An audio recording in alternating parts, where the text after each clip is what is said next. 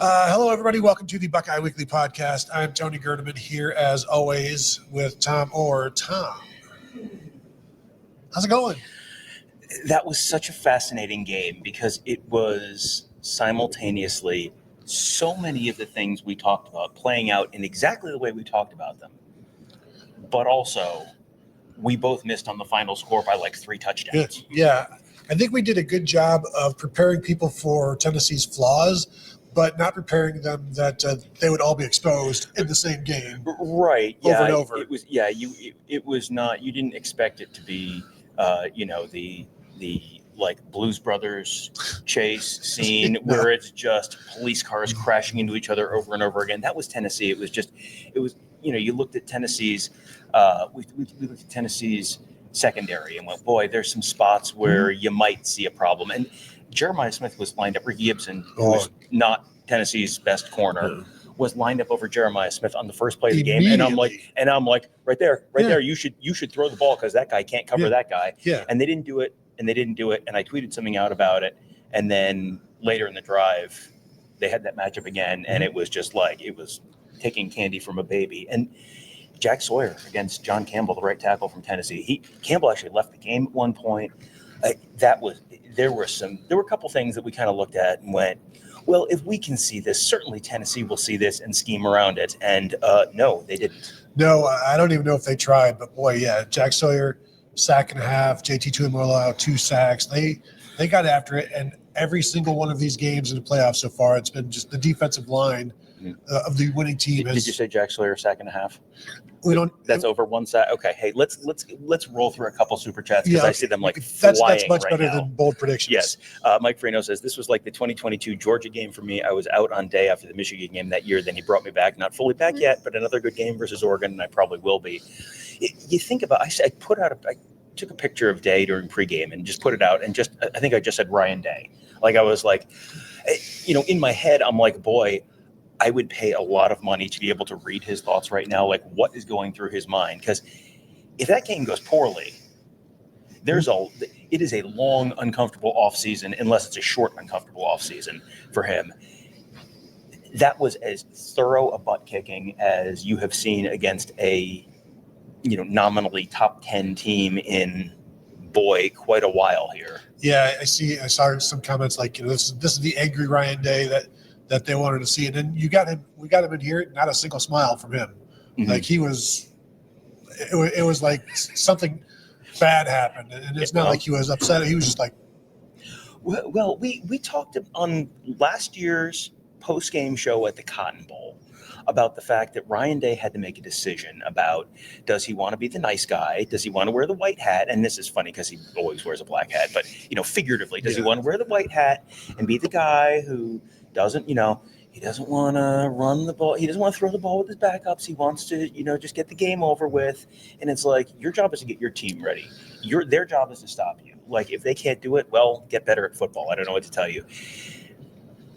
If he is finally sort of embracing that and just the, screw you kind of, that was kind of a little bit of it was a statement performance, and the statement seemed like it was a little bit of a screw you to a lot of people who have not had kind things to say about him and his team for the last few weeks. And it's been a while since Ryan Day has gone to the podium after a big win and not thanked the fans in terms of like the crowd was great. Could have done it without them. I don't recall any of that. Now I did have to leave to cover some interviews, but usually that's like one of the first things he mentions. Thank the great crowd and the crowd. You tell me, what was it like down there? Because again, I guess the ESPN broadcast. You guys want to tell us, but it was like, oh my God, the Tennessee fans have taken over the stadium. And there are sections where there's a lot of Tennessee fans, but then South stands, it's all Ohio State. Right. West side, it's almost all Ohio State. Right. Yeah. East, maybe 50-50 in some sections. This was a great example of, you can put out images that show whatever you want to show. If you want to show the north side of the stadium, which was all the scalp tickets, it was heavy Tennessee in the north end. Now, the north end is a small wedge of the stadium, but it was like a whole band of Tennessee fans in the north end of the stadium. The east side was, I don't know, 35% Tennessee, something like that. Those are the sides that the camera is probably going to be on a good bit. The west side, which is the side opposite the cameras, you never see that. That was almost all Ohio State. South stands was literally, outside of tiny individual pockets of a couple people. I said 98%. Yeah, that's probably about right. It was, 25% Tennessee, something like that. It was like, wow, this is a loud crowd for a visiting crowd. Like, you don't normally have that many people. Mm-mm. People kept talking about 40%. People kept talking about 10,000 empty seats. Choose joy in your life rather than stressing about whether the stadium is going to be full or not, or what percent. Like, good Lord, people. It was 25% Tennessee. You want to say 30? Fine. That's the number that Josh Heupel said. Fine, whatever. Was there once, outside of when Tennessee took the field, and you heard cheers, but it was drowned out by boos because it was substantially more Ohio State fans. Was there once, outside of maybe the first couple plays of the first drive, where you heard substantial crowd noise from Tennessee people? Never, not once. And Tennessee didn't give their fans a lot to cheer about. But if Ohio State has enough people in the stadium that Tennessee has to spend the whole game on a silent count, guess what? It's not a takeover. It's, you had a nice turnout. That's great. Yes. Have a safe trip home. You've done something that nobody has ever done in Ohio Stadium in recent memory, or that we have any knowledge of. You've put up 20,000, 25,000, whatever, 30,000 in there, but you didn't impact the game. You did something that nobody's ever done. That's a fantastic outing. Great job by everybody showing up. Mm-hmm. I did. There was one tweet, and I probably won't be able to find it right away, but it was towards the fourth quarter when somebody tweeted out, like, there are reports that Tennessee fans have taken over the exits and the highways. I said, if you want to get, like, this was in the middle of the third quarter, I said, if you want to get a good count of how many Tennessee's fans are here, check I-71 South in about 30 minutes, because people were making their way to the exits relatively early. And with the way the Ohio State defense played, there was not going to be a lot of opportunities for Tennessee to score because they got after Nico. We still have any? Are we through the super chats? We got. Okay. Well, let's get one from Dave K. Yeah, in the East section, that was 1/3 UT fans, very loud at 7:45, very quiet after 8:20, still waiting at the river for the goalpost. That's about right. Like, maybe 1/3 UT fans on the east side of the stadium. And okay, so if you say most of the north end, which is probably like 10 to 12,000, and 1/3 on the east side, that's probably another 5,000, and then you want to give them another couple thousand on the west side. Yeah, you're around 20,000, something like that. Maybe it's 25. Again, it was a nice showing. The fans made a nice showing. The team did not. Yeah. Next one. I'm sorry. We've been there, done that. Mike Ferguson says, after further consideration, I decided that the game should be played at noon night from now on. Primetime Ohio State, greater than big noon Ohio State. But what if it's cold? If you want to convince people that night games against Michigan would be the way to go, play like this at night more often, and it would be like, tradition be damned. Let's go at night. And but no, that will not happen. I don't think anytime soon, because look, these things are not always decided by television. Is that wrong? I don't think that's right. But traditionally it has not been a night game because you don't necessarily need to give Ohio State and Michigan fans any extra time to lower their inhibitions before entering a common building with tensions already high. Erwin Lichtenberg says, "Merry Christmas, gentlemen! Coaching masterclass." That was a really, really solid game plan. Tennessee had no answers on either side of the ball for long stretches of the game. I mean, the first half of the game, it was 21-0 in the first quarter. And they were, I will withhold any comment on officiating or penalties or whatever. They were very close to being up 28-0. Yes. And if you're up 28-0, that's drive home safe with like 10 minutes left in the second quarter. And they were very, very close to that happening. And Tennessee kind of got their way back into the game just a little bit, but it never felt like there was not one moment in that game where I thought Ohio State is in danger. Not one. No, and the biggest question mark was when it's 21-10 at half, how does Ohio State come out in the third quarter? Because are they tight? Because the fans were getting tight. And it's like, oh, no, we just dominated this first half, and now Tennessee's going to go right down the field just like they had been. It's going to be 21-17. And, like, what did we do with the lead? And Jim Knowles and the Ohio State defense were like, no, it's not going to be like that. And then Ohio State's offense is like, it's definitely not going to be like that. And they just dominated, as they've done third quarter all year long. They have dominated. But, yeah, really, really good game plan.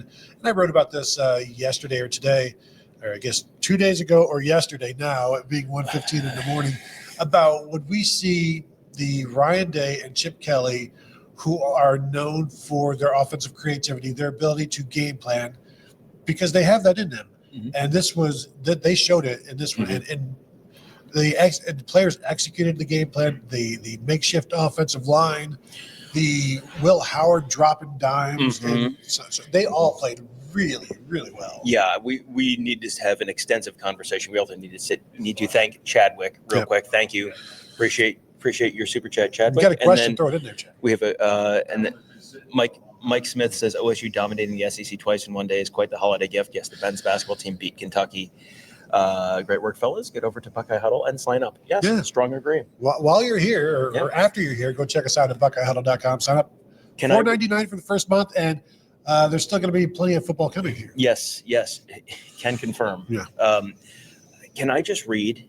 This is one of these things that I don't have a chance to really process on the field. Okay. I kind of have a general sense for how things are going. The Ohio State drive chart for the first 3 quarters and 5 minutes of the game. 5 plays, 75 yards, touchdown. 5 plays, 68 yards, touchdown. 7 plays, 58 yards, touchdown. 12 plays, 60 yards, interception in the end zone. 3 plays, 8 yards, punt. 4 plays, 37 yards. That was the real quick drive right before halftime. 20 seconds, 4 plays, 37 yards. Tried a 56-yard field goal, no good. 6 plays, 65 yards, touchdown. 9 plays, 81 yards, touchdown. 5 plays, 39 yards, touchdown. That gets you to 42-10 with 10:53 left in the game. Drive home safe for everyone. Touchdown, touchdown, touchdown. Interception in the end zone. Punt. Short drive before half. Touchdown, touchdown, touchdown. Can't draw it up much better than that. No, and this was they played to their potential. And it's one of the few times they have done that this year. This is the team, a $20 million team, blah, blah, blah. And it's like, I guess that's what it looks like, because both sides of the ball played as well as you could expect them. And not that you did expect them. You expected the defense to do well. The offense, we were talking what's is 120 yards is, rushing. And they went with, at one point they had 150. I don't know what they finished with towards the end, but 156 yards rushing. 4.7 yards per carry. These are all winning numbers. Now, I didn't know those numbers would lead to this, but that's because Will Howard was almost perfect. And he threw the ball away a couple of times, smart throwaways. The interception where, could you have called pass interference? Yes. There's no way that ref saw any foot down to call that interception. He was not in a position to make that call. I think based on the scoreboard replay, which may have been different than the TV replay, and I'm looking across the stadium, I think he probably had his foot in contact with the ground while he had the ball touching his hands. Now, it's like you're showing a freeze frame and they, and it's like, is the ball moving? I don't know. It's a freeze frame, but you could, I tweeted out as soon as I watched it, I said, they're going to say call stands because it's too close to overturn. If they had called it incomplete on the field, it was going to be incomplete it was going to be incomplete. If they called an interception, it was going to be an interception. And that's my point. I think it was an interception. Yeah. But there's no way that guy could see that because he had players in between him and seeing a toe, and it was just barely there. And I know there was he moved the ball into his other hand or whatever. I think it was an interception. I think he could have called pass interference. Wasn't the difference in the game, but how about, since we're talking about the refs, I saw Kenyatta Jackson absolutely murder a quarterback, and he only got 15 yards for it. That should have been a 30-yard roughing the passer call. There was another roughing the passer call in a bowl game. It might have been the OU bowl game, the Cure Bowl, and there was a roughing the passer call, and it was that just looked like he finished a tackle. He didn't hit him in the head. He didn't hit him late. He just looked like he tackled him. And The Kenyatta Jackson one, the replay in the stadium wasn't amazing, but it looked like It was normal. Nico Iamaleava kind of jumped and Jackson hit him in the air, and and Iamaleava's not planted, so he really just drives him backwards and they hit the ground. It was, he's hitting him as he's throwing, so it wasn't like it was late. It was. I understand they have to protect the quarterback. That just felt like somewhat excessive. But I mean, whatever. Yeah, we have to protect the quarterback. This is Nico Iamaleava, who runs to contact all the time. So 20 carries. Josh Heupel is not interested in protecting his quarterback. I don't think the refs need to be worried about it as much either. I didn't really understand the personnel management where Dylan Sampson is out with a hamstring and then goes in for a drive late in the game when it's 42-10. Everybody was hurt. But Iamaleava is in there. You have, your line has been, are you familiar with the Maginot line? That was the Tennessee offensive line. And you're throwing your $1 million baby out there who's, your big money NIL quarterback of the future. And you're sending him out there to go get just absolutely bludgeoned. He's going to wake up and be sore for the next 2 days and life will go on. But you could get him real hurt there in a game where you're down 32 points. Whoa, what are we doing here? I think he had 12 carries in the first half and he was running for his life. We still have some super chats to get through? Okay. All right, Erwin Lichtenberg. The roughing the passer negated interception. He panic jumped in the air. No one lifted him there. Yeah.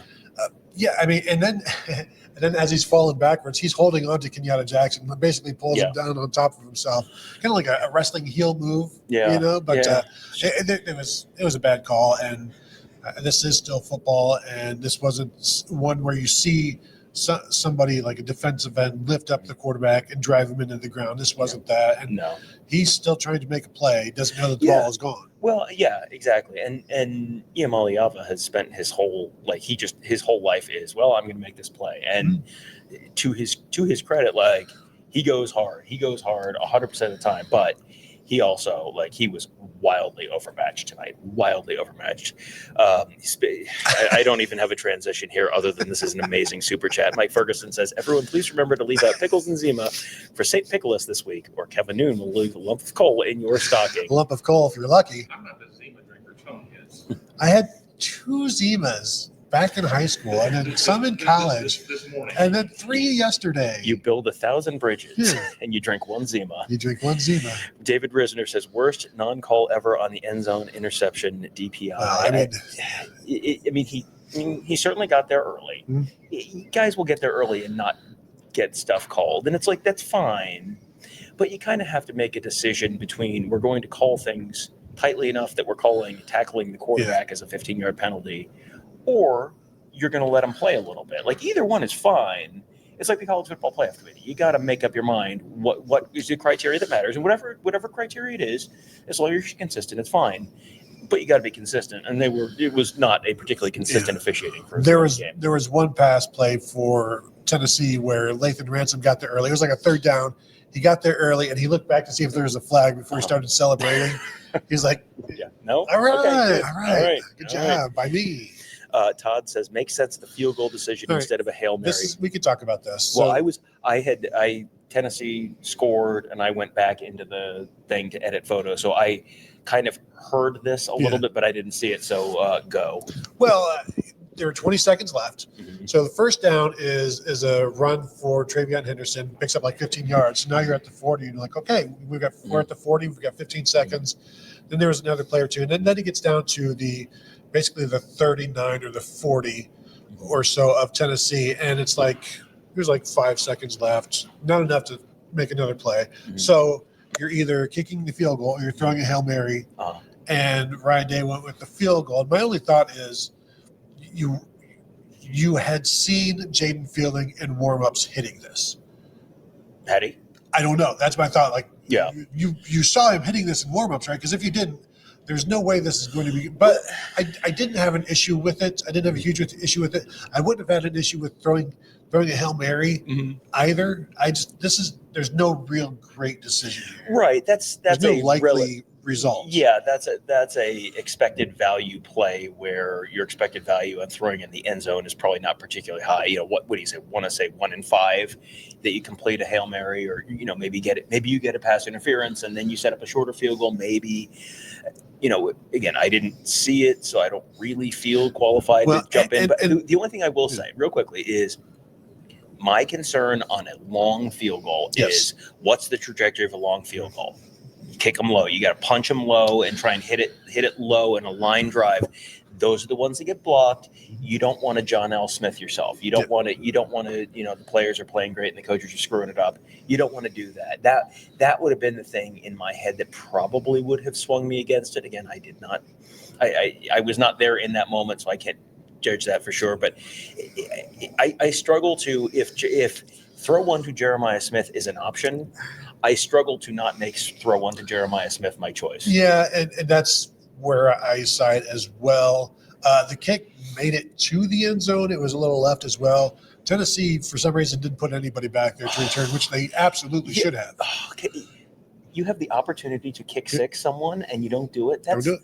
That's a real malpractice is a good word. But if you saw him doing that in pregame, because if you didn't, then what are you doing? Yeah. And you'd say, well, he's made it in practice. How many times? And what's his career long? 46, 48? Like something you're asking 48, I think. You're asking a guy who missed 2 chip shots the last time to go 10 yards-ish, 10 yards longer than his career long. I will also say, like, if he hit that, then that helps his confidence. And if he misses it, you are supposed to make it anyway. So this is an opportunity to build his confidence. Yeah. I'm trying. Hey, it's a super chat. I'm trying. You say, I'm trying to give you some justification for it. Mm-hmm. And it wasn't really kicking with the wind or against the wind. There wasn't much wind down there. No, tonight. there really wasn't. And it was they had the temperature and the feels like on the scoreboard all the game. And I thought, who's in charge of the scoreboard? Is it the college football playoff? Who's in charge? I mean, I think it's the college football playoff, but it's like when they put the altitude, like when you go to Wyoming's War Memorial Stadium and they have 7,000 whatever feet, right there. Like, hey, just to remind you, the air's a little thinner. So, if you're having trouble breathing, we want to remind you that you're just having trouble breathing because of the altitude. Do you know how high? It's like 2,000 miles. I looked at that and I thought, Ohio State would love to do that. I don't think Ohio State's in charge of that, but Ohio State would love to do that too. You know what? I was surprised that they were allowing the flashing lights while Tennessee had the ball and was trying to snap the ball when they're having the flashing lights going on, because we haven't seen that at Ohio Stadium before. And generally that stuff has to stop before anybody's even lining up. So I thought that was a bit odd. Yeah. A super chat from Dave K. The crossing routes against man reminded me of the 2018 Michigan game, sprinkling some deep shots to Jeremiah Smith, and it's always a recipe for success. Only, I don't know how many targets Jeremiah had. When he finished with 6 for 103 and 6 for 6.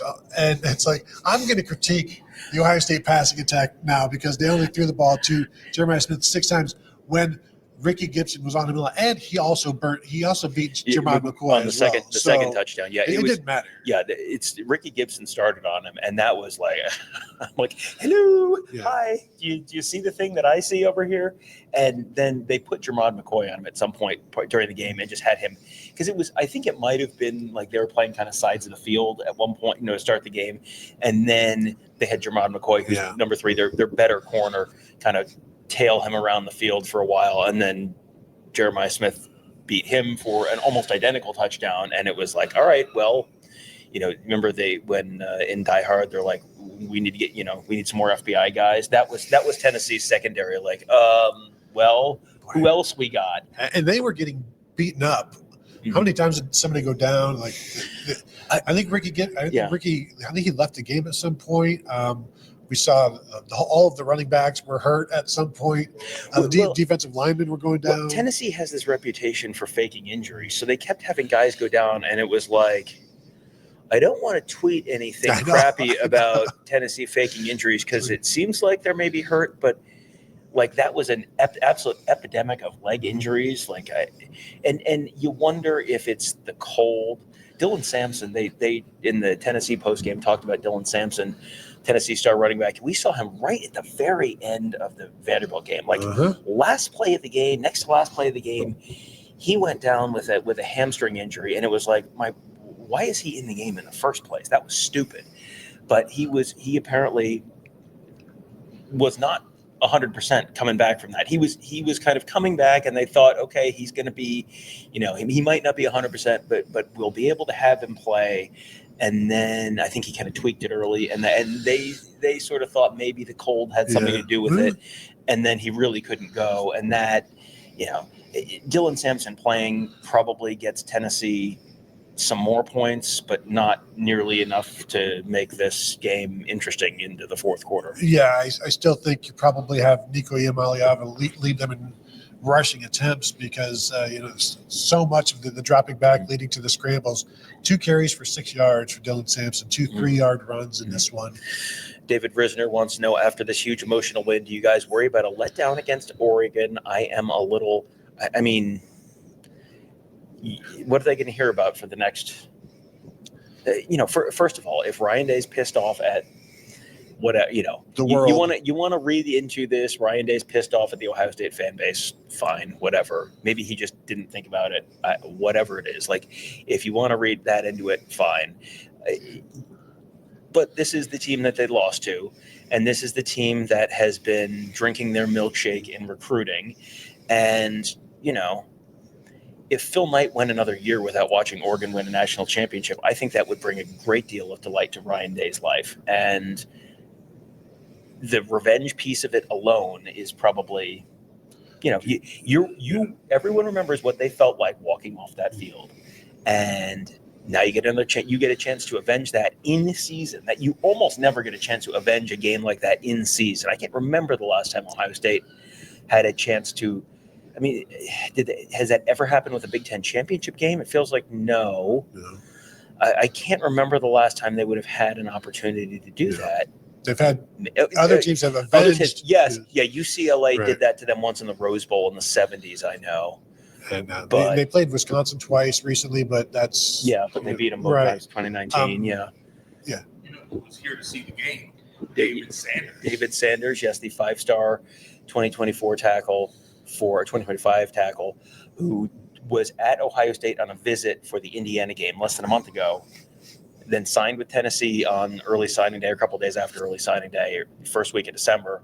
He's here tonight, and I was down there and getting a couple pictures of him, and a Tennessee fan yelled down to him, hey, this is why you're here, this game. And it was like, afterwards, it was like, well, or this is why you come here, was the exact quote. And it was like, well, he came to Columbus. So, I'm sure, Ryan Day would probably, if Ryan Day was offered the option of, smuggling him out of the team hotel like they used to do with Cuban baseball players. This is not I'm Cuba, sure, this is not Olympic baseball. If they could pull the Ray Ordonez with him and have him jump a fence and get in a cab or something, I'm sure they would be happy to do that. I'm guessing he is probably on the team flight back to Knoxville right now. But boy, they could have used a right tackle tonight, Tony. Yeah, they could have. In terms of the Oregon thing, this is talking with the defense, talking to Cody Simon. I asked him about it. And, again, it's not something they've thought about because you have to focus on each game. But now that it's here, it's like, yeah, let's do this. And also, this is a different defense than the one that lost to Oregon, and it will have a different plan of attack. Of course, Oregon will have a different plan of attack as well, and Oregon's firing on all cylinders. So I think everybody's looking forward to it. So I don't expect any kind of letdown. They may lose, but not because of an emotional letdown. The emotions are only going to ramp up. And as Ryan Day said, we got 3 more games to win. You've got. It's not a long stretch of games. Yeah, well, and I saw people already during the game going, but they're going to lose to the next. Like, you're allowed to experience joy and not immediately turn it into but eventually it's not going to be joyful. How many points did Oregon give up the last time they were on a football field? I have no idea. A whole mess. It was like 34 points or something like that to Penn State. Penn State, So that's right. yes, That was bad. Yeah. Yes. So, Here's a question I need to ask you. oh, sorry. What do you think about moving that far? Yeah, I have. I would every once in a while kind of notice a different offensive line configuration, so I will punt on this one. Well, I thought it went well. The rotation went well because there were times where Tegra gave up a whiff on a complete sack, and that may have actually been the face mask. Like he just let him go. Like really? he laid. Yeah. Luke Montgomery had one where he just completely pancaked a dude on one of the longer runs. He also had one where he got beaten. So like they weren't perfect, but it worked well, and they stayed fresh and they stayed aggressive, and that was the entire offense stayed aggressive. But I think it went a lot better than you would expect when it's like, well, we don't know exactly what we're going to do. But apparently Chip Kelly did say Justin Fry had a good rotation set up, and he let them know what that rotation was going to be, which then alerted them to maybe some calls that they would make instead in terms of play calls. Like it informed them on what they might want to do or what would better suit Luke Montgomery or better suit Tegra. So it went well, and I don't know that it would change now. No, I mean, whatever. If it works, it Exactly, works. But whatever.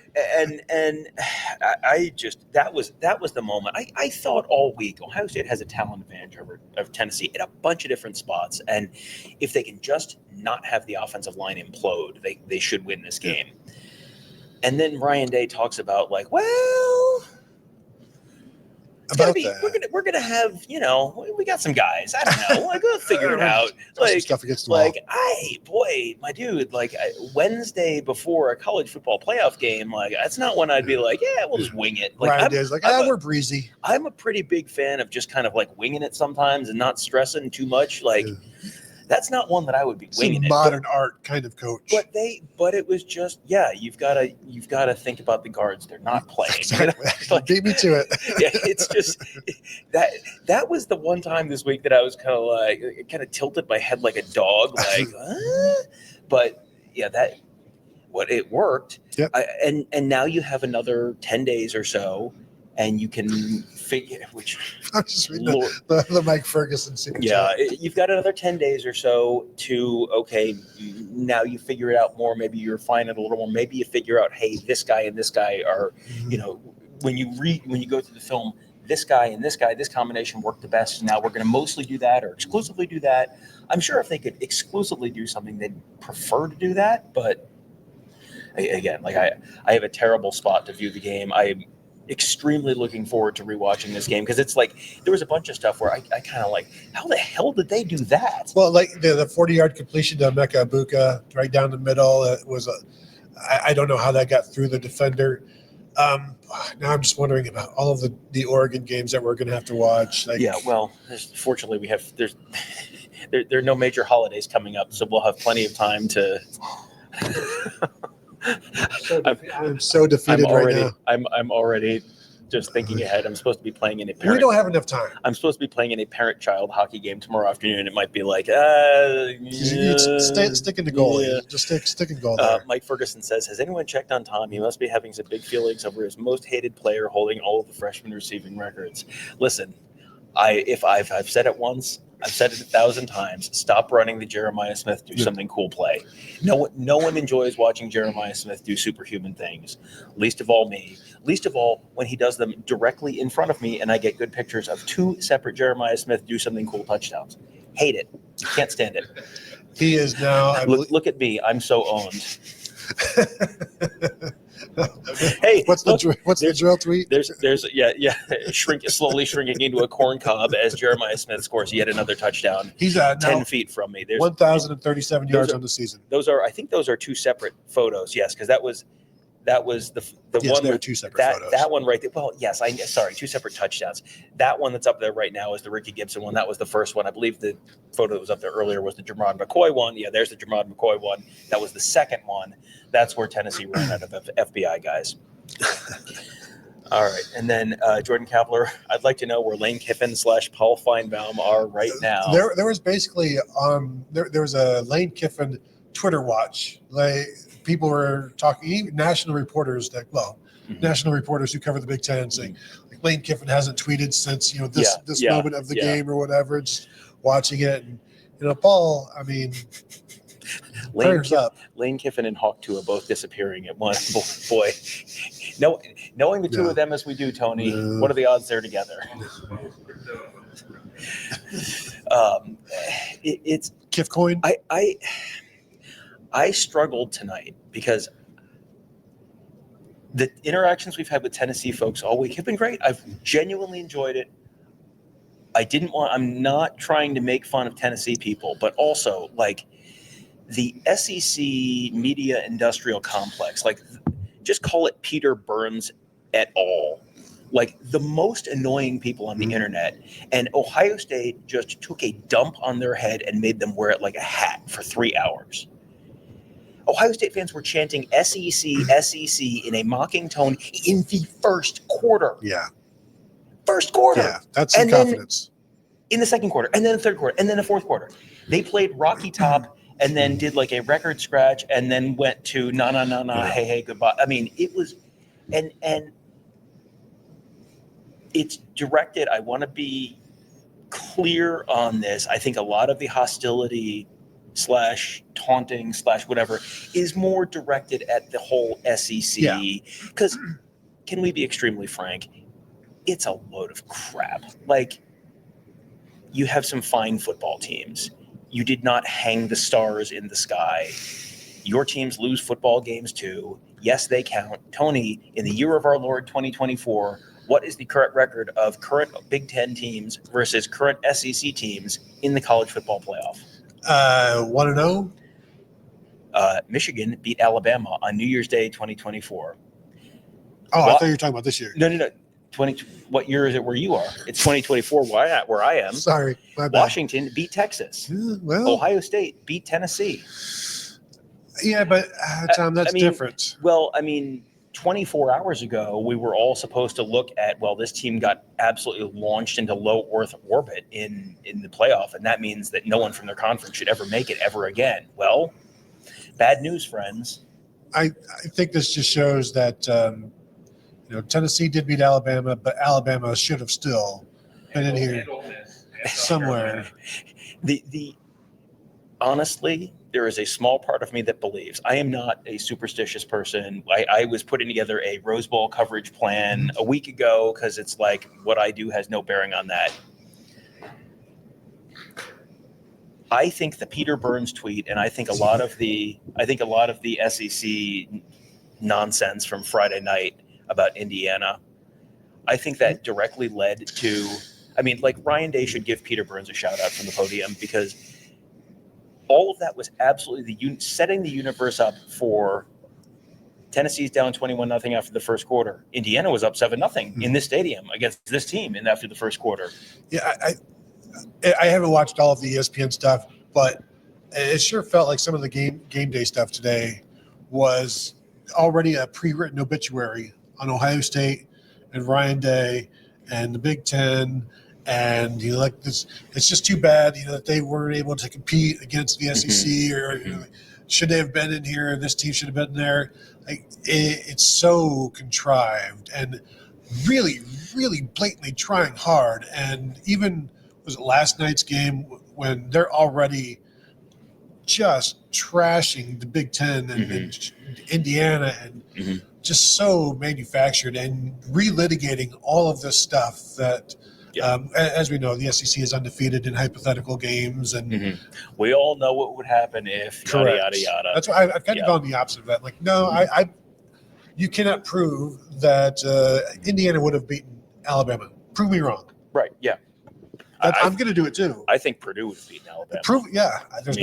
Prove me wrong. Yeah.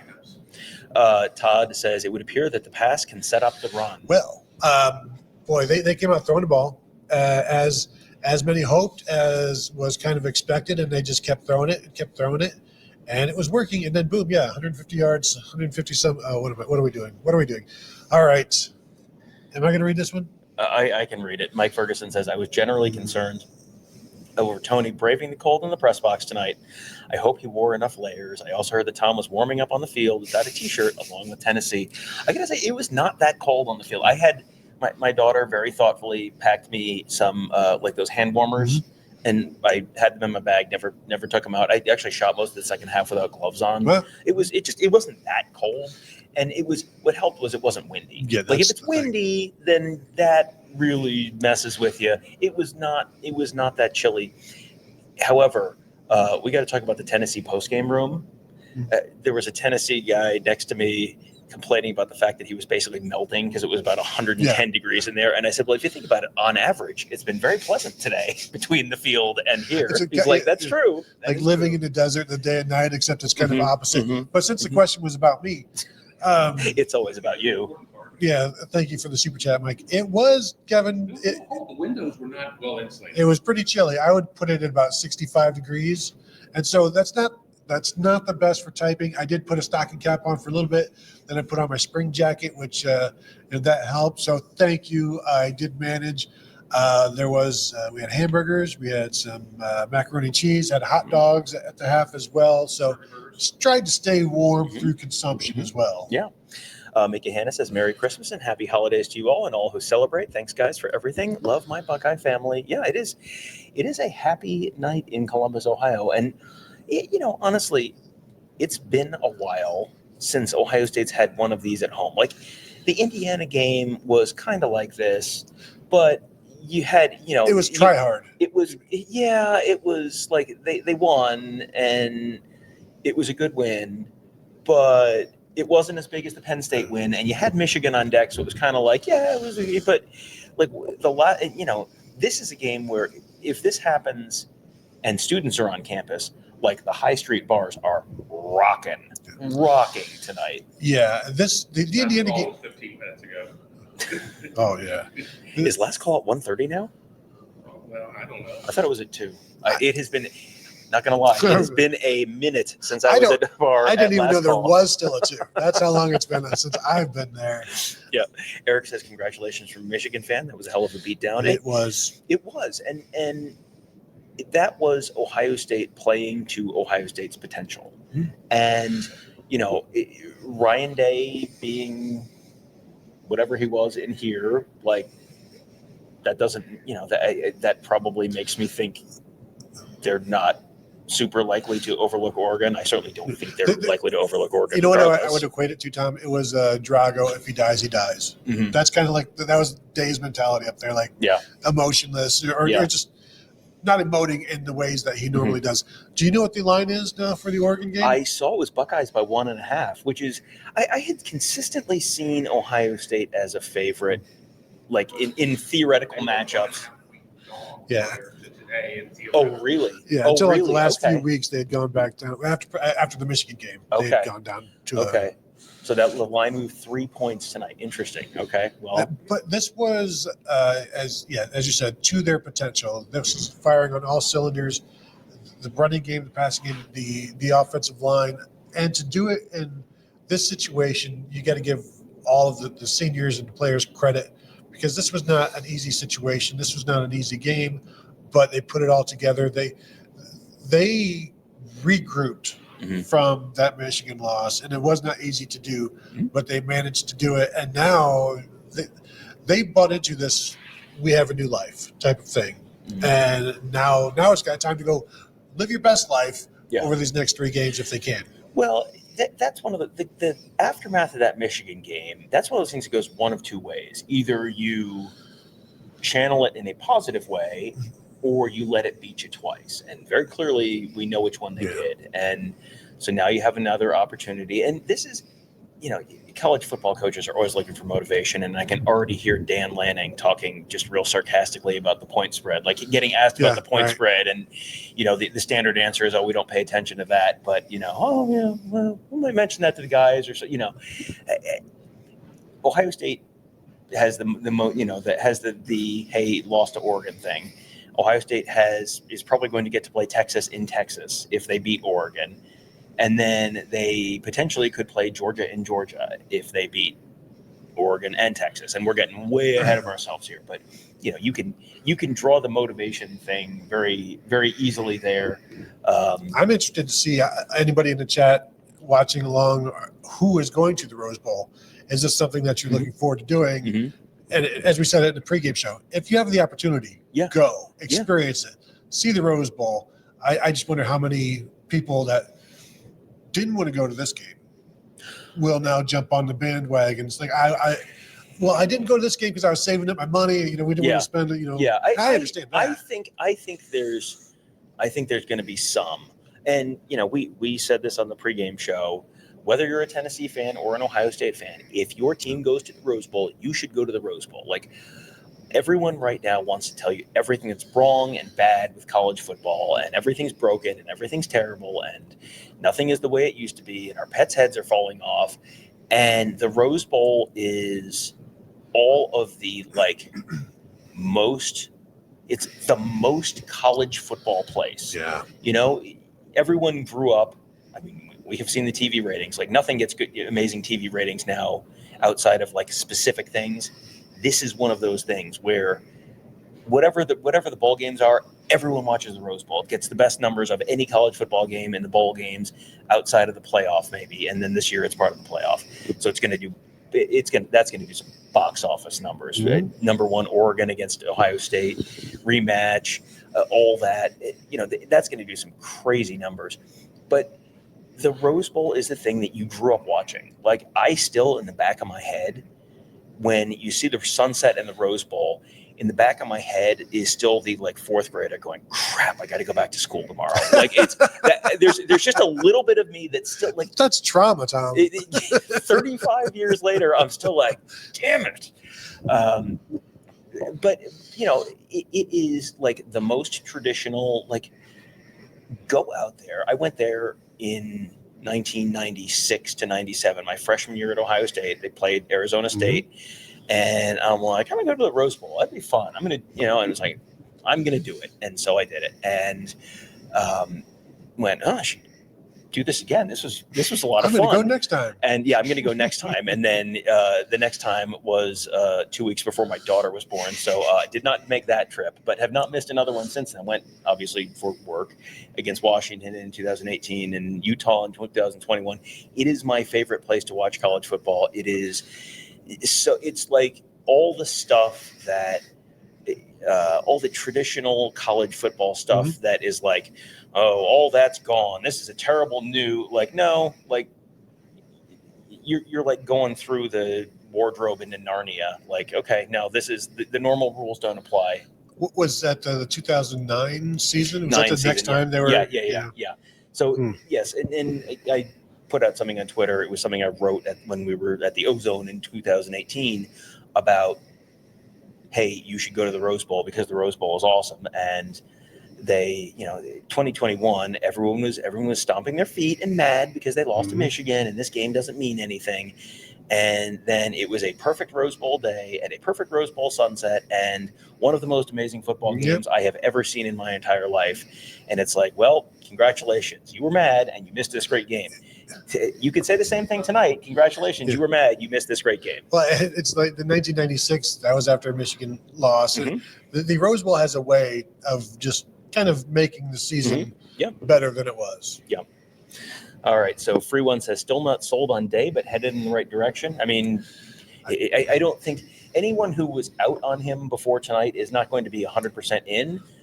But if you're not at least headed in the right direction, you're not rational. Well, and I think part of the problem is that this is what they've wanted to see, and not seeing it against Michigan. It's why didn't we see that? And that was one of the first questions. Cedar was why didn't we see? I think it was for maybe Chip Kelly. Why didn't we see this? And that's all legit. As Chip Kelly's explained it before in terms of the Michigan thing, he's the situations just didn't allow. They were backed up a lot, so they didn't want to open up throwing. This one, we were talking, me and Kevin and an unnamed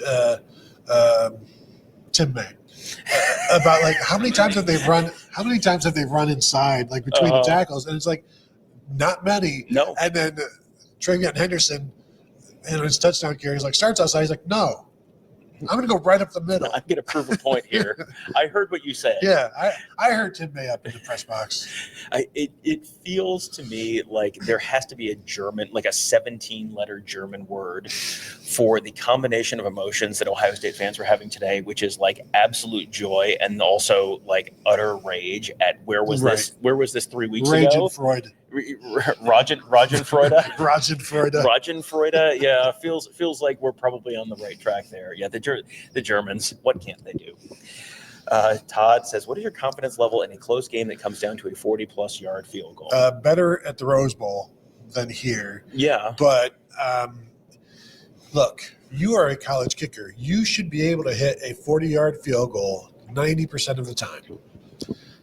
Now, having missed some, I remember way back when Dan Stoltz, back in the 90s, one of, I don't know if it was like AJ Trapasso or no, it wouldn't even been him. It had been one of the holders back then mentioned to somebody else about how, well, Stoltz kind of a head case. Brent Bartholomew? Yeah, probably.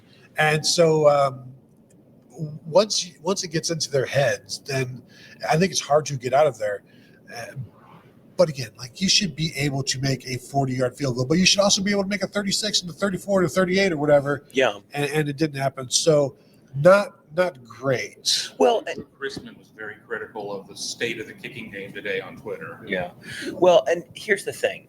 This shouldn't be a surprise to anyone. Now, we just watched Tennessee do literally the single coverage thing that we went, well, they're certainly not going to be dumb enough to do that. Yeah. So, you don't want to give everyone too much credit, but I assume that the Ohio State coaching staff is aware of the state of their kicking game. And so you have to manage around that. So your job is to not have it come down to a 40-yard field goal. Like get it to a 24-yard field goal, get it, or throw the ball in the end zone. Like run the Jeremiah Smith, do something cool play. Well, The 28 final minutes of the game. yeah.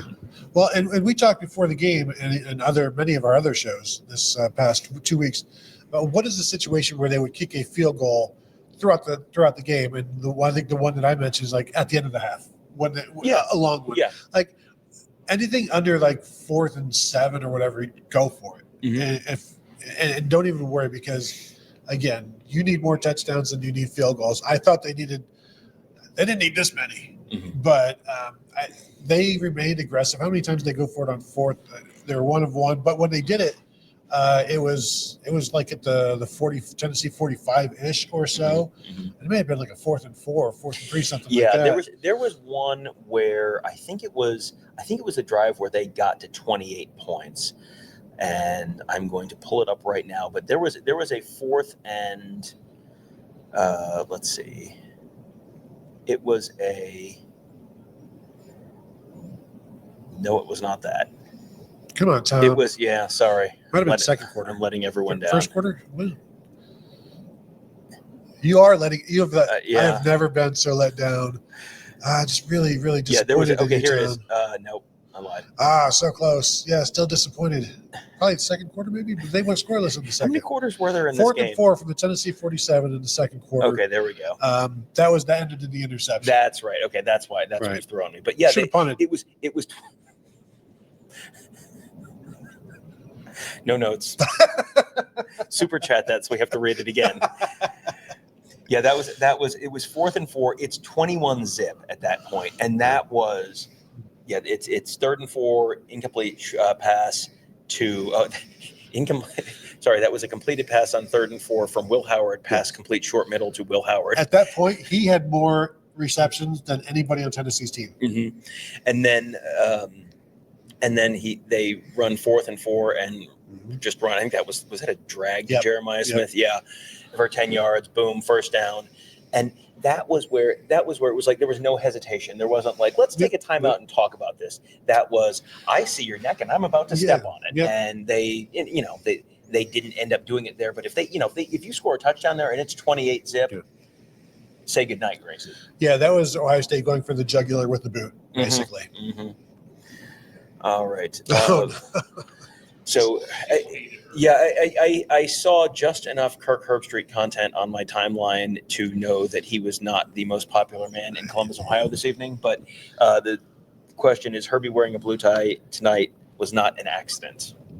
I think it's going to be hard for him to get back into good graces. Not that he had returned to the good graces, but this ESPN thing, this SEC thing, this really getting after the Ohio State fans. And I don't know any of the stuff that he actually said tonight, but it sounds like they were really getting after the Ohio State fans for allowing Tennessee fans in. Yeah. A lot of stuff in his booth mate was just like dumbfounded at times. Well, and I saw some SEC person, not like SEC Network, but like an SEC, some fan from an SEC school saying like, you know, I'm an SEC fan or I'm a Michigan fan or something, and Herbstreit was like way out of line. So I will throw up my hands and say I was on the field. I don't know. We will rewatch this for Tuesday, maybe Monday. We don't have any Michigan Mondays to do. We may have a busy Sunday. We'll see. But that's tomorrow. It sure is, Sorry, buddy. NBDL. It sure is. I got to tell you, it's today actually. I'm not working Wednesday this week, so we're going to have to do a little early planning. Dave K says, "Just read bylaws, Tom." And listen, you can pre-record that. Now I can share some information with you. I spoke to someone. I can't say who. I spoke to someone who knows some things. This is someone who knows some things. It wasn't Tony. I spoke to someone because, what's been the big question this weekend? Hey, how can we not have this weekend of college football games again? Like, the atmospheres were awesome. This was great. It was awesome to see. Like, how long have you been waiting for an SEC team has to come to Columbus, Ohio in December? This has been a theoretical thing for 30 years and probably longer than that.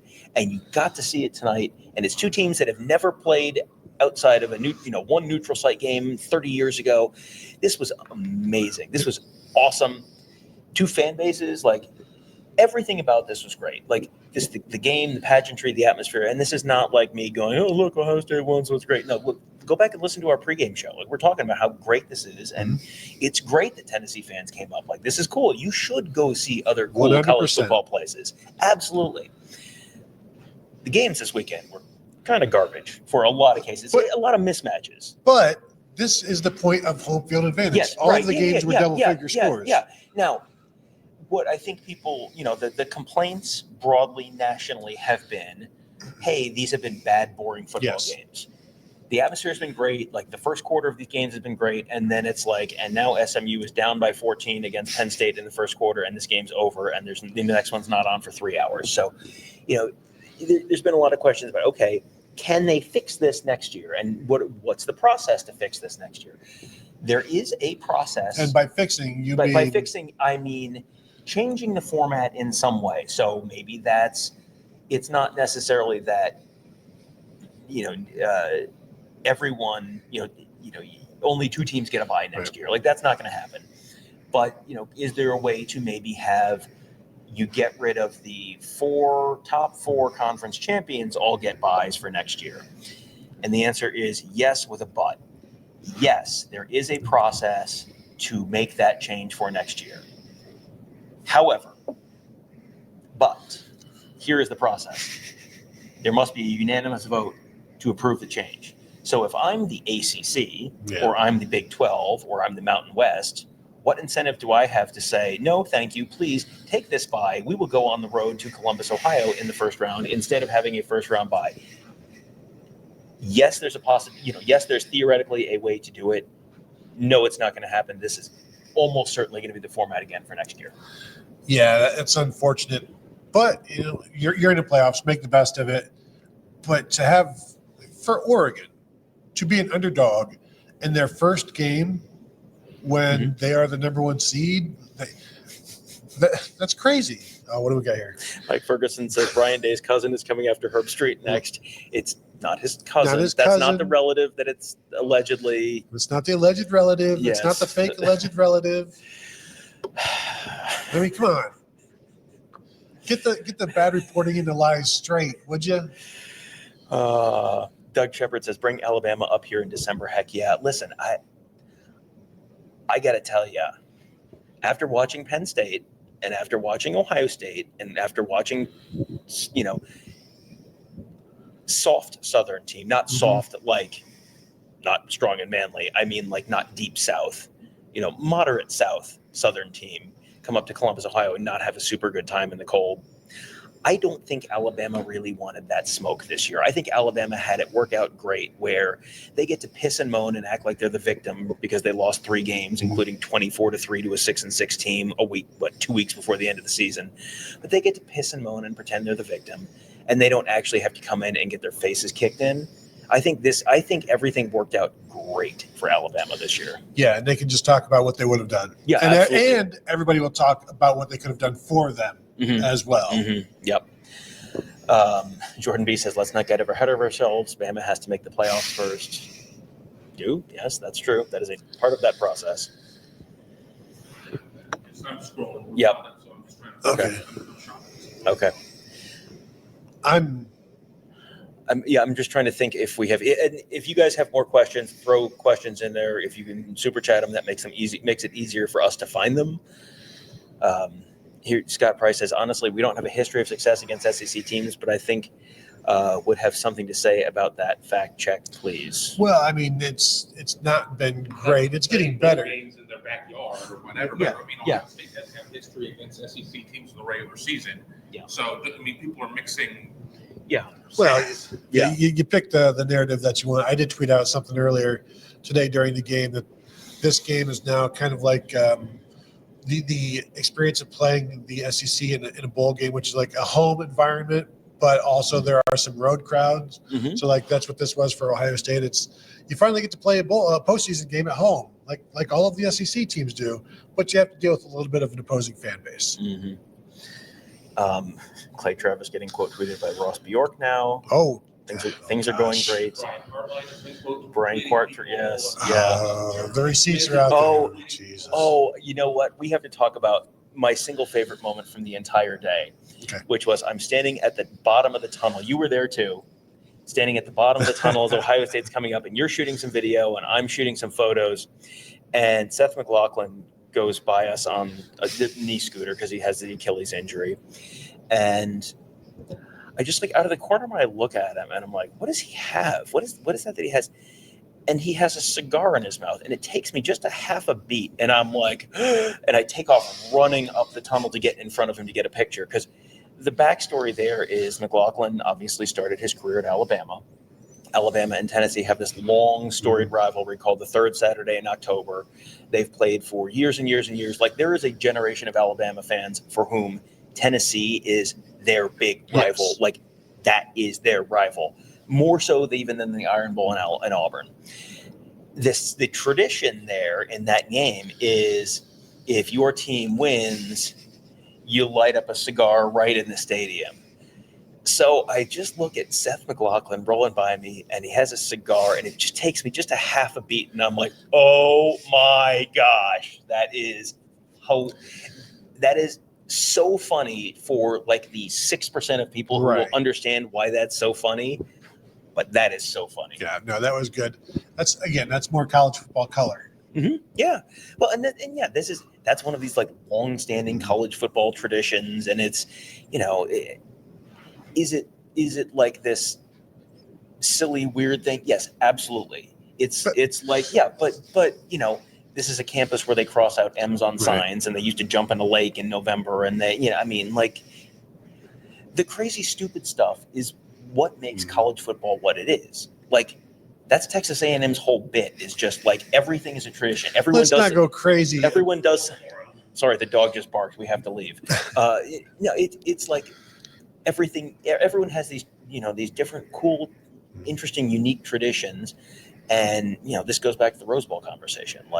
You're going to go to the Rose Bowl, and it's the same stadium where Ohio State played in the, 1920? They played Cal in 1920 or 1928 or something. Yeah. They played Oregon in 1942, 50, 55. I don't know. They have this, you can see Ohio State and Oregon play in the same stadium where Ohio State and Oregon played in 2010 with Chip Kelly on the other sideline, and the same stadium where Ohio State and Oregon played in 1940, whatever it was. And it's the same game. It's on at the same time. It is sunny like 98% of the time. I did feel slightly robbed in 1996 because it was overcast that day. We did not get the full Rose Bowl experience, but one of those like great college football things. Troy V says, not gonna lie, I was nervous about this game after our last one when we came out and scored on our opening drive and then got a 3-8 out on theirs. Nerves all went away and knew we had this. Losing the toss, it's like, well, it would have been better for Ohio State to go on defense, get that 3-and-out, but they responded exactly as you wanted to. You would want them to go down and score. Now, getting that face mask sure helped on that sack. They got a break there. Not that it wasn't a face mask. Yeah, it was. They have not gotten some of those breaks in big games, and they got a couple of them in this one. That was the one time tonight when he got sacked on 3rd down, and it was like, oh boy. And then there was a flag, and it was like, oh, okay. Well, then and then the rest of it was just kind of like boom, boom, boom, boom, boom. Yeah. That was it. That was the last time it was like, oh, Tennessee might have some control of this game. Nope. Not even a little bit. And, and the little bit at the end of the second quarter, but the way Tennessee had to get a little bit of assistance to get points was kind of like, I don't know that, you may be out of wishes. Like Josh Heupel was yelling at the officials about a pass interference call that he thought should have been called. And I'm like, I think you've rubbed the lamp enough times. I think you've used up all your wishes on that particular genie. From Artie Jones, the near fumble at the 2. I don't know if you saw this one. That was on the Quinshon Judkins rush before his touchdown. Will Howard gives him the ball, and then we see from up top in the press box, like Will Howard kind of lunging for him. It's like that looked weird. Was there a fumble? And there wasn't a fumble. The ball got wrapped around, and Quinshon Judkins had it on his butt, and was grabbing it and trying to bring it back around. And they got really lucky on that one. Hey, Mark Sanchez, watch this. It was almost a butt fumble. I did not see that at all. I was very, very good and did not complain about this on Twitter. No. Pat McAfee was doing his stupid dude brocast and doing it 3 yards further out than anyone else was on the sideline. Did that accomplish anything for him? No. Did it change anything about what his shot looked like? No. Was he standing in the way of literally everyone in half of the end zone? Yes. So, there was a whole sequence where they threw to Jeremiah Smith in one corner of the end zone. I think there was a pass interference at one point. Did I see it? No. Did any of the photographers of that field? No, because Pat McAfee had to stand on the field. So, anyway, not tonight he didn't. Not tough enough. Harry's soft. Okay, and so we're throwing some pictures up here now. This is from the sequence, and I have not been looking at my screen, so I don't know if this is the last photo in the sequence of the interception, and you can't see Will Brooks' feet there. No. But Garrick Hodge is in my shot. Garrick Hodge, good friend of the program, nothing personal. He's from 11 Warriors. He and I were right next to each other, and as I'm panning the camera right, I'm like, there's the field. Oh, found Garrick. All right, so there's his great coat. But yeah, that was the interception. All that. Mike Ferguson says college football is evolving. Now that the Pop-Tart Bowl sacrifices the mascot and a working toaster, just wait until we see what the Gator Bowl does. Yeah, that's a great point. What about this, Tom? What if you merge bowls and put an alligator in a Pop-Tart and into a toaster? Well, that used to be the Tax Slayer Bowl, right? So maybe you sacrifice the knight and sacrifice an accountant. They bring the NASCAR out on those. Dale Jr. I mean, the Fiesta Bowl, you would eat the chips. Yeah, you'd eat the Tostitos. That's true. The Tostitos, wow, Battle Frog for a year. And you'd eat the Battle Frogs. And then PlayStation. Don't eat the PlayStation. No, you don't eat the PlayStation. All right. Do we have more stuff? We're okay. Do we want to do Steelers' choice? So we have, I know we had a couple graphics on Travion Henderson, who's hit a couple. Big game. He had a big game. Let's hit a couple of the graphics real quick if we can on Travion Henderson and where he, his game and where he stands now on the some of the college football leaderboards. Travion Henderson, 10 carries, 80 yards, 2 touchdowns, 4 catches for 54 yards. Quinshon Judkins, 10 for 34, but 2 touchdowns, 2 catches for 9 yards.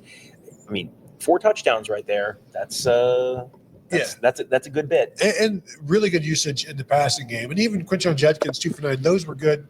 There was one like a good first down gain of 6 yards, and 4 catches for Travion Henderson for 54 yards. He's averaging 14 yards a touch, 12, 13 yards a touch overall of his 14 touches. And this was one of his best games, and he made some incredible moves, not just on his last touchdown, but throughout the game. He's really solid, really effective in the passing game, continues to be. Yeah, and he has been so selfless this year where, you can look here. We're talking about his stats. Yeah, this is crazy. And he very clearly does not give a crap about his stats because he has been perfectly happy to share carries with Quinshon Judkins. And in a game where Dylan Sampson was banged up because he had probably too many carries during the Vanderbilt game and got hurt right at the end, Dylan Sampson's banged up. Dylan Sampson had essentially the same number of carries entering this game as Judkins and Henderson combined. So those two guys have been sacrificing individual stats for the good of the team and for the good of themselves, really, as well. But, they're not worried about the stats. But Travion Henderson is, I think he's kind of going to go down as one of these underappreciated players because he never had the 2,000-yard J.K. Dobbins kind of season. But here he is. He moved past Tim Spencer into number 5 all time in Ohio State in rushing yards. He's now at 3,576. And here he is in career touchdowns behind a whole bunch of guys you've probably heard of and ahead of some guys you've probably heard of. 45, tied with Eddie George now, 3rd all time in career touchdowns. Not bad. Behind only Keith Byers and Pete Johnson. He's probably not catching Pete Johnson. Boy, if he catches Pete Johnson with 13 more touchdowns, I like Ohio games, State's chances. I do like Ohio State's chances. 3 touchdowns. Yeah. And and so Pete Johnson, Keith Byers, Eddie George, and Travion Henderson tied for 3rd now. And then he passed Ezekiel Elliott. He was tied with J.T. Barrett and J.K. Dobbins before tonight. So that's a big. I think one of the problems, and you mentioned how he's maybe not as appreciated. I think all of the seniors are going to have that same issue for obvious reasons. But if you want to be remembered well, you've got 3 games left to do it. Well, and I was in the Tennessee post-game room, and the thing that struck me the most was I think it was Will Brooks, the safety. It was one of the players talking about watching the guys in that room taking off their pads for the last time.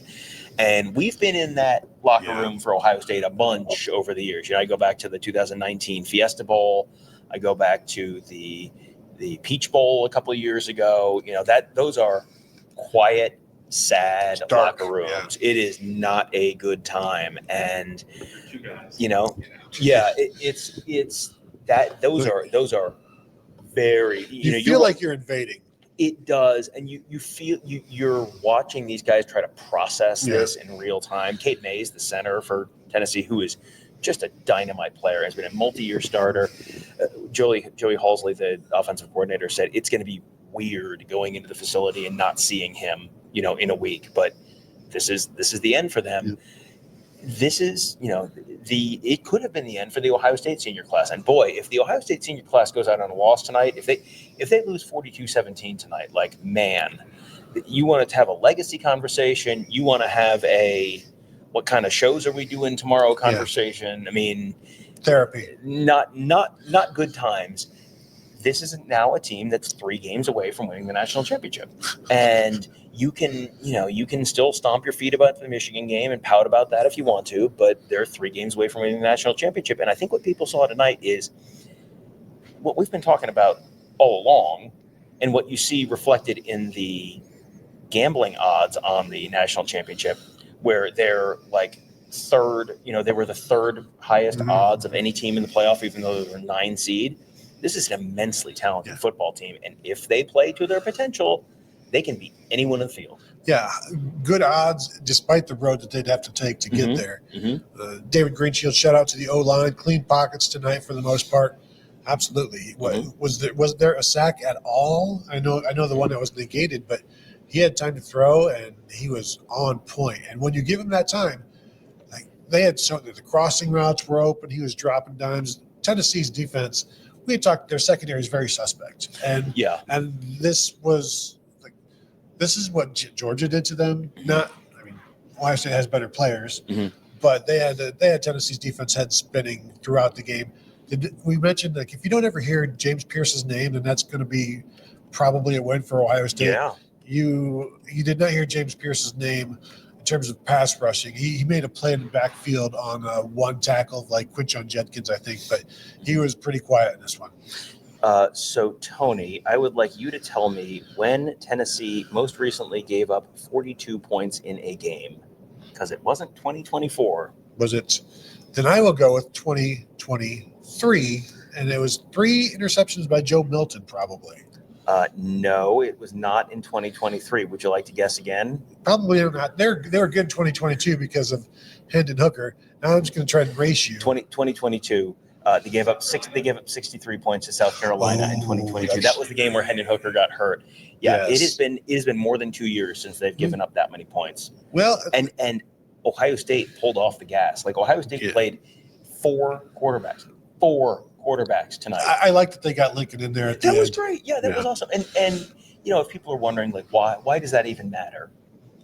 Lincoln Keenholz was this week the scout team guy who played Nico Iamaleava. That is a thankless job. He's wearing a red jersey, so he's probably not getting hit, but maybe you're getting hit. And you're really not, if you're the scout team guy, you have no reasonable expectation of playing. Yeah. So if you have an opportunity to say, you know what, you can tell your grandkids you played in a college football playoff game. Like, that's cool. That's awesome. But they had Ian Moore, I saw in at right tackle. I'm like, true freshman, that's cool. Toby Wilson, right guard. He graduated last Sunday and then got to play in a college football game on Saturday. Yeah, I assume Kevin Wilson was here. Kevin Wilson was here. Yeah, I think. Don't count against redshirt. Yeah, right. But like, that stuff matters. That's cool to get those guys in. And I mean, they rolled through a lot of guys. I don't know if Sam Williams-Dixon got in or I saw Mylan Graham. Got in. Okay. Yeah. I mean, they got a lot of guys in that game, which is cool. That's, it's like getting the walk-ons in at the end of an NCAA tournament game. Like, you can tell your grandkids you played in the NCAA tournament. This postseason game went better than Lincoln Keenholz's last postseason game. Yeah. Well, the offensive line was better tonight. So, Mike Ferguson says, rumor is that Morgan Wallen just threw a chair off a roof in Nashville again, and Jeremiah Smith caught it for another touchdown. Hey, if it's in the vicinity, he's got the catch radius that he has. I asked Will Howard, like, are you ever surprised by anything he does anymore? And Tom, it might surprise you to know that no, he is not surprised by anything that Jeremiah Smith does. And it's not like he did anything superhuman in this one. He just did Jeremiah. He just made it look easy. Yeah, like it is very easy for him. Jermod McCoy is a good corner. I think he was at least first team All SEC, maybe an All American this year. And Jeremiah Smith made that catch look easy. He just like, oh well, here's what you do. What you want to do is you want to beat him, get several steps on him, and then just catch the football. And it's like, oh, well, why doesn't everyone do that? It's very simple. Mm-hmm. I'm not even going to try it. Sosa says, I like this new playoff. It makes it more interesting. I love the campus site stuff. Mm-hmm. Like, there were people trying to push the idea that, well, the resale prices on these tickets just proves you need to put it at a bowl site. Like, if you ask me, like, I love the Rose Bowl. Like, keep the Rose Bowl for the semifinals or whatever. No offense to the Peach Bowl or the whatever. I'm sure you do great stuff in your community. No. Sorry. Like, I would rather see Ohio State playing Oregon or whoever is playing the Peach Bowl, like Texas playing. I don't know, man. Hey, it's 2:24. Let's talk about this game. Please do. I think my favorite thing about it is 2:30. Yeah, my favorite thing about this whole day was that all of the people who bought a bunch of tickets to sell them on the resale market had to swallow them. There were times where I checked it, like right before kickoff, you could get into, I think, South Stands North about $31. And those were not $31 face value. Like those, Ooh. and you could get up to like 6, 8, 10. There were a lot of people who spent a lot of money and had to swallow it because they were greedy people. Sons of guns. Yeah. Sons of guns. And they deserve what they get. Well, and here's the thing. Like, I don't want to lecture you on the free market, Tony, but the market indicates that you can learn from this, and maybe next time you won't have quite as much of that. And you know what? Like, this is, again, we talked about this week. As the ticket prices are dropping, this is a good thing. This is an opportunity. If ticket prices are low for like the Penn State game where tickets were in like the $40 range earlier in the week, if you're not an executive at Huntington or something, if you're not a, big fancy lawyer or a doctor or whatever, if you're just kind of a guy who has just kind of a job, you could take your kids to this game. There are probably people who are like working blue collar jobs who took their kids to this game as like surprise Christmas. Do you think they had fun? I suspect that they did. Is that probably good for the long-term health of the sport? I suspect that it probably is. Is it also hilarious that, whatever ticket brokers took it in the shorts? Yes, that is also funny. Yep, 100%. Kevin. Tom and his invisible hand of capitalism. Got to talk to me about Adam Smith, Paul.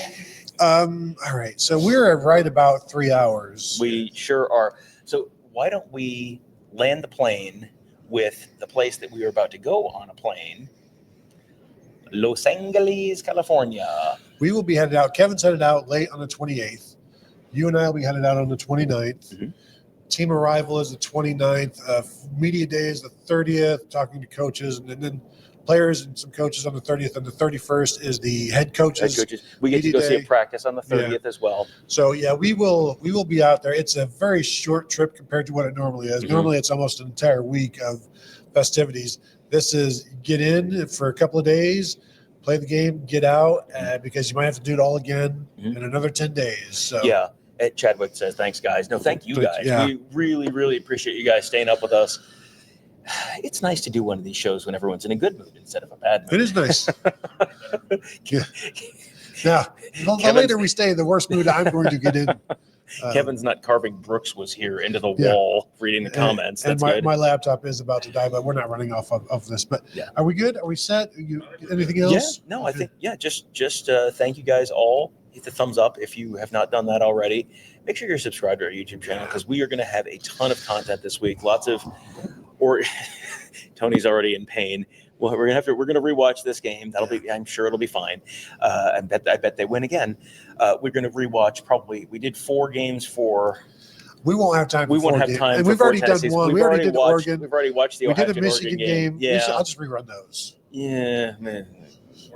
I'll probably. Yeah, I do want. I want to rewatch. I want to watch Oregon, Wisconsin, just to figure out like what the heck happened there. We listened to that one on the radio. And then Oregon, Penn State. I'd like to watch that again with some purpose. And we'll see what else. Yeah, but we'll have press conferences and that kind of stuff. So there's going to be a lot of stuff for us to airport live show. Who knows? Do we have live? Do we have direct flights? No. I would be pissed if you did. I think we're going to Midway. Oh, maybe. But anyway, thank you all for tuning in. As Tom said, whatever he said. Listen to him. It's 2:30. As Tom said, it's 2:28 in the morning, and he's been up since 6 in the morning. So I got to go home and I got to go walk the dog. But thank you all for tuning in. We really mean that. I mean, you guys have been here forever, and we do appreciate that. So, all have a good night. Go to bed now, or you stay up a little bit longer, or go watch the Josh Heupel press conference. You can watch. What else did we put up? You had the walk around the campus. Oh yeah. The walk around, the tailgating area. A walk around campus before the game. Just kind of a cool atmosphere thing. I kind of framed it as like, how many Tennessee fans are there here? And the answer to that was like about the number we thought, maybe a few more, but not overwhelming. So youtube.com/Buckeye Huddle. Mm-hmm. So there you go. Thank you all for tuning in. We do appreciate it, and we will talk to you guys later.